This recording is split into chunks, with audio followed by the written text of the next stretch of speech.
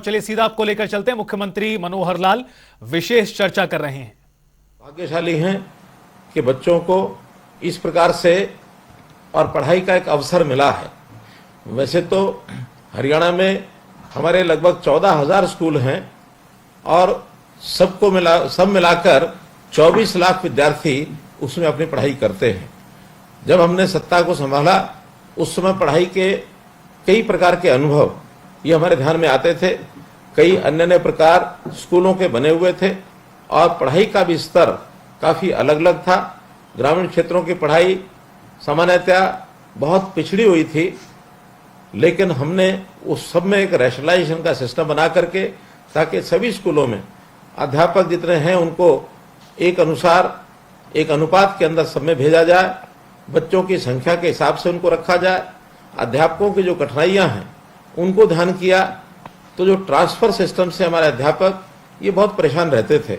हमने सबसे पहले अध्यापकों के लिए एक ऑनलाइन ट्रांसफर पॉलिसी ये बनाई और मुझे ध्यान है उस पहले वर्ष में जब इसको लागू किया गया तो 93% अध्यापक वो अपनी चॉइस का अपना जो उनका चुनाव था उसका पहला दूसरा स्थान वो प्राप्त कर सके और अध्यापकों की संतुष्टि ही वास्तव में उनको अच्छी शिक्षा देने के लिए ये प्रेरित करती है। तो निश्चित रूप से इस सारी व्यवस्था को देखते हुए हमें ध्यान में आया कि माता पिता भी स्कूल की शिक्षा में थोड़ा सुधार की आवश्यकता महसूस करते थे कि हमारे बच्चों को पढ़ाई जो है वो इंग्लिश मीडियम में कराई जाए, हमारे बच्चे सीबीएसई स्कूल के साथ जुड़ करके पढ़ें। लेकिन सरकारी स्कूलों का सीबीएसई के साथ कोई व्यवस्था नहीं थी, तो हमने एक और कैटेगरी उस समय जो बनाई 2017 में राजकीय मॉडल संस्कृति स्कूल ये एक व्यवस्था शुरू की गई थी। प्रारंभ में तो मात्र एक दिन के लिए बैग फ्री स्कूल इस प्रकार की कल्पना रखी गई और सभी जो ब्लॉक्स 118 ब्लॉक उस समय थे, हर एक ब्लॉक में एक विद्यालय एक स्कूल इस प्रकार का बनाया गया। लेकिन आगे चल करके इसमें और कई प्रकार के सुधार किए ताकि उसमें अलग प्रकार के अध्यापकों का स्तर अच्छा स्तर हो और विद्यालयों के अंदर उनके स्मार्ट क्लासरूम हो, उनमें पाठ्यक्रम के लिए भी विशेष ध्यान दिया गया, इंग्लिश की पढ़ाई जरा अच्छी कराई जाए। तो ऐसे संस्कृति मॉडल स्कूल ये 1419 संख्या इसकी बनाई गई और कंपैरेटिवली इनकी पढ़ाई का स्तर बाकी स्कूलों से थोड़ा अलग रखा गया। योजना में यही था कि आखिर कुछ स्कूल ऐसे होते हैं जिनके अभिभावकों को हम थोड़ा अगर कहेंगे तो निश्चित रूप से अच्छी पढ़ाई के बदले उनसे कुछ फीस भी चार्ज की जा सकती है, क्योंकि आपको ध्यान में है कि स्कूल की जो विद्यार्थियों का जो बजट है, स्कूली शिक्षा का बजट आज लगभग 17,000 करोड़ रुपया और ये स्कूली शिक्षा का बजट है। इस बजट के आधार के ऊपर हमारे जो विद्यार्थियों को जितना लाभ होना चाहिए उतना कई बार हमें लगता है कि उतना लाभ नहीं है। तो इसको लाभकारी कैसे बनाया जाए, इसमें कुछ जिम्मेवारियां स्कूल मैनेजमेंट कमेटी के ऊपर डाली जाए, कुछ जिम्मेवारी अभिभावकों के ऊपर डाली जाए, कुछ विद्यार्थियों को चयन करके अच्छे विद्यार्थियों को कैसे आगे बढ़ाया जा सकता है, इस प्रकार से उन सबको आगे बढ़ाने के लिए और हमने ये जो संस्कृति मॉडल स्कूल की कल्पना की थी। पहले संस्कृति मॉडल स्कूल जो सीनियर सेकेंडरी स्कूल थे, इसके बाद प्राइमरी स्कूल संस्कृति मॉडल स्कूल की भी कल्पना की गई है और ऐसे प्राइमरी स्कूल जो हैं उनकी भी संख्या 500 से ऊपर ये हो चुकी है। इनमें अध्यापकों के अलग से प्रशिक्षण भी होता है और इस प्रकार से पढ़ाई का पूरा ध्यान रखा जाता है। आपके सब बच्चे उन्हीं स्कूलों में पढ़ते हैं और हाँ, 1,80,000 रुपए से ऊपर की इनकम के जो परिवार हैं उनको ये भी कहा जाता है कि थोड़ा खर्च बच्चों के ऊपर अगर इन स्कूलों के माध्यम से भी करेंगे तो स्कूलों को भी लाभ होगा, बच्चे को भी थोड़ा उसकी मानसिकता ठीक रहेगी कि हर चीज मुझे मुफ्त में नहीं मिलती है। एक धारणा समाज में है कि जो मुफ्त में मिलता है वो अच्छा नहीं होता है, वो कमजोर कम होता है, वो एक प्रकार से खराब होता है, लेकिन जो पैसा भर के लिया जाता है शायद उसकी गुणवत्ता ज्यादा होती है। धारणा में कोई दम नहीं है, लेकिन फिर भी जो एक धारणा है उस अनुसार सरकारी स्कूल भी अच्छे स्कूल हैं, उनके अंदर अगर थोड़ी फीस रख के पढ़ाएंगे। आज इनकी डिमांड बढ़ी है, कोई माता पिता ऐसा नहीं कहता कि आपने 700 रुपया 900 रुपया 1100 रुपया जो फीस रखी है ये कोई ज्यादा फीस है, बहुत सामान्य है। हमारे जो प्राइवेट स्कूल हैं इनके अंदर तो बहुत बड़ी फीस है। एक परिवार का, सामान्य परिवार का बालक उसमें पढ़ाई करने जा भी नहीं सकता है, गरीब विद्यार्थी की तो बात ही छोड़ दें। लेकिन हमने इन सबको एक अवसर देने के लिए कि गरीब विद्यार्थी की इसमें फीस नहीं ली जाएगी और ऐसे इन जो स्कूलों की संख्या ये हमने इसमें बढ़ानी शुरू की है। हमारे जो Sanskrit model school primary school कितने हैं हमारे संस्कृति प्राइमरी स्कूल है, हाँ, तो 1419 जो है हमारे ये संख्या जो है बढ़कर के प्राइमरी स्कूलों की हुई है, तो एक अच्छी संख्या। इसमें और आगे बढ़ाने के लिए भी हमने विभाग को जो है ये निर्देश दिए हैं। हाँ, एक योजना और कि जहां हमारा संस्कृति मॉडल स्कूल नहीं है, ऐसे स्थानों पर प्राइवेट स्कूल जो अच्छे हैं और एक गरीब परिवार का अगर विद्यार्थी उसमें भी पढ़ना चाहता है, उसके लिए हमने चिराग योजना ये चलाई है कि दूसरी कक्षा से लेकर 12वीं कक्षा तक उन प्राइवेट स्कूलों को और फीस का अगर प्रबंध सरकार करती है तो वो बच्चे वहां जा सकते हैं, ऐसे हजारों की संख्या में, और बच्चे इन स्कूलों में भी जाना शुरू किए हैं ताकि गरीब परिवार का बच्चा भी जहां पढ़ना चाहे वहां पढ़ सकता है। अभी जैसे नई राष्ट्रीय शिक्षा नीति ये अपनी शुरू हुई है। इस राष्ट्रीय शिक्षा नीति में प्रधानमंत्री जी ने आग्रह किया है कि हमारी शिक्षा के साथ साथ बच्चे का सर्वांगीण विकास होना चाहिए, बच्चा किस प्रकार से आगे रोजगार प्राप्त करेगा उस ओर भी हमको बढ़ना चाहिए। तो ऐसे सब स्कूलों के अंदर इन बातों का ध्यान रखा गया है कि बच्चों के संस्कार अच्छे कैसे मिलते हैं। केवल पढ़ना लिखना ही पर्याप्त नहीं है, लेकिन अच्छे संस्कार अगर बच्चे में आते हैं तो आगे चल करके जो बच्चा है वो एक अच्छा नागरिक, देश का नागरिक, समाज का एक अच्छा नागरिक यदि बनता है तो उसका लाभ अपने देश को भी है, अपने समाज को भी है। तो अच्छा नागरिक कैसे बनाया जाए, इसके अंदर निश्चित रूप से कैसी उसने पढ़ाई की है, किस प्रकार से पढ़ाई की है। वरना एक समय था रटना रटाना ये पढ़ाई का एक भाग होता था। आज केवल किताबों से नहीं, रटे रटाए वाक्यों से नहीं, बल्कि बच्चा खेल करके भी सीखता है, बच्चा कुछ देख करके भी सीखता है, बच्चा सुन करके भी सीखता है, बच्चा कुछ काम करके ये भी सीखता है। तो ऐसी शिक्षा की पद्धति को बदलने का जो एक सिस्टम शुरू किया है ताकि बच्चों में एक भावना, अच्छी भावना आए, बच्चों के अंदर राष्ट्र प्रेम की भावना आए, बच्चों में बड़ों का आदर मान सम्मान करने की भावना आए, उनमें सेवा का भाव कैसे आए, स्वच्छता का भाव कैसे आए, अपने चारों तरफ का जो वातावरण है ऐसा कैसे वो अच्छा बने, और किस प्रकार से ऐसी जो हमारी समस्याएं हैं, सामाजिक समस्याएं, उनकी ओर बच्चों का ध्यान यदि प्रारंभ में भी जाता है तो निश्चित रूप से उनका एक कंसर्न, उनका एक लगाव ऐसी चीजों से अगर हम रखेंगे तो निश्चित रूप से इन चीजों को ठीक करने के लिए आगे आएंगे।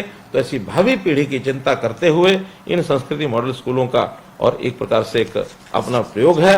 इन स्कूलों में हमने आधुनिक शिक्षा के नाते से बहुत से कमरे, इनको स्मार्ट क्लासरूम्स ये भी हमने बनाया है।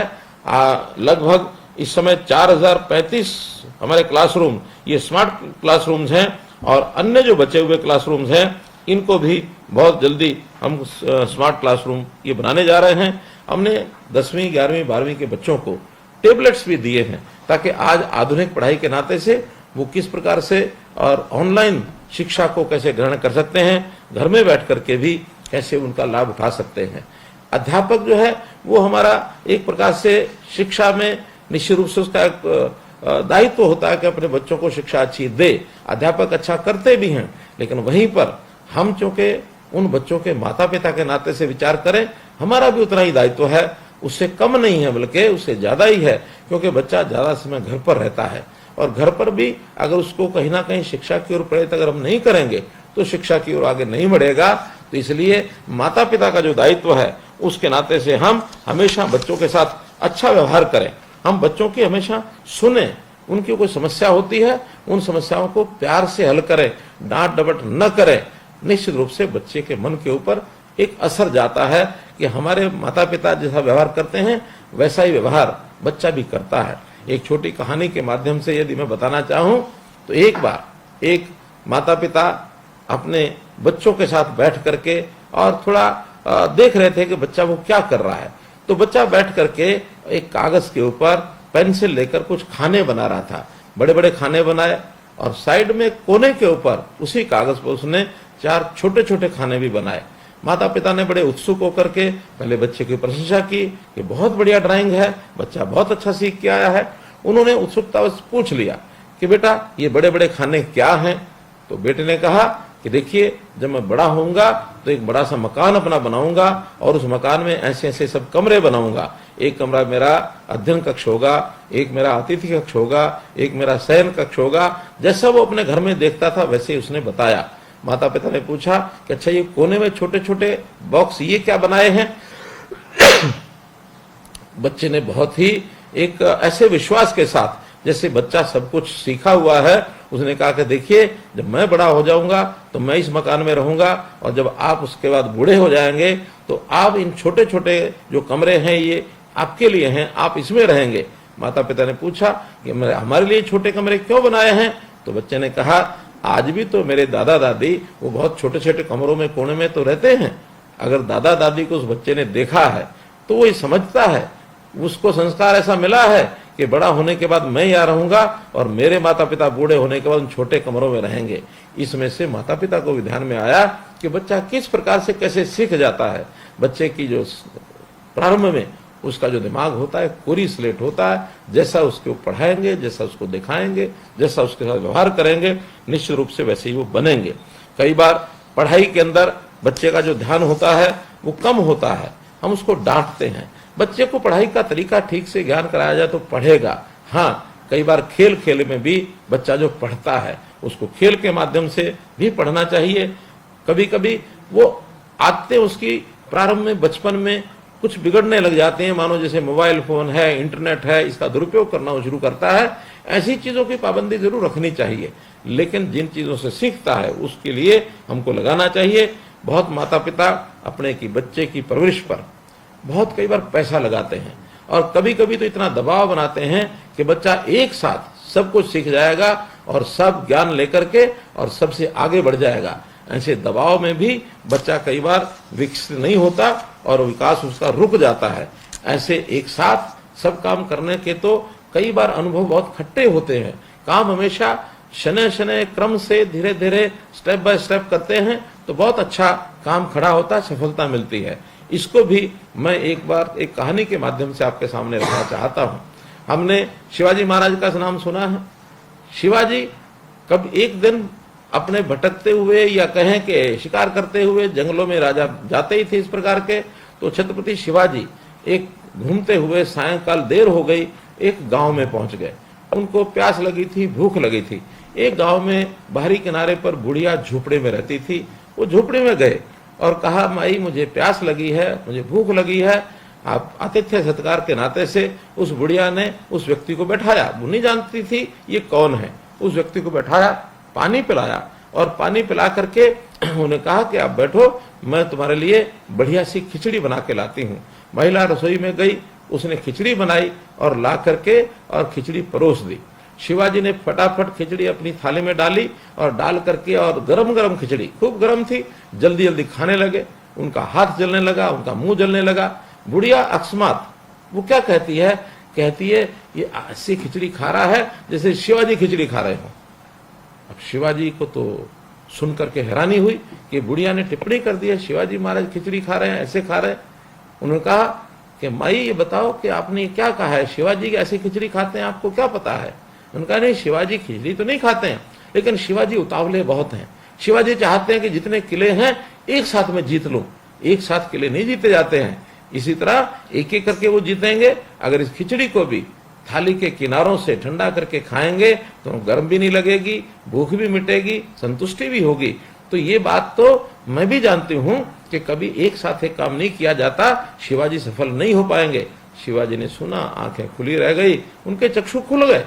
और जब वो गए अपने महल में जाकर के विचार किया, चिंतन किया कि बुढ़िया की बात ठीक थी, तब जाकर के एक एक किला जीतना शुरू किया और बहुत विशाल साम्राज्य शिवाजी ने स्थापित कर लिया। तो यही एक अनुभव की बात कि हम भी कोई दबाव अपने बच्चों पर इतना न बनाएं कि एक साथ सब कुछ कर ले। बच्चे का विकास सहज सहज होता है, सीढ़ी दर सीढ़ी एक एक कदम बच्चा आगे बढ़ता है। उसकी चिंतन मनन हमको सबको करना चाहिए। हमारा बालक, हमारा बच्चा एक विद्यार्थी के रूप में जितना आगे बढ़ेगा, विकसित होगा, हमको तो लाभ होगा ही होगा, समाज और देश उसको भी लाभ होगा।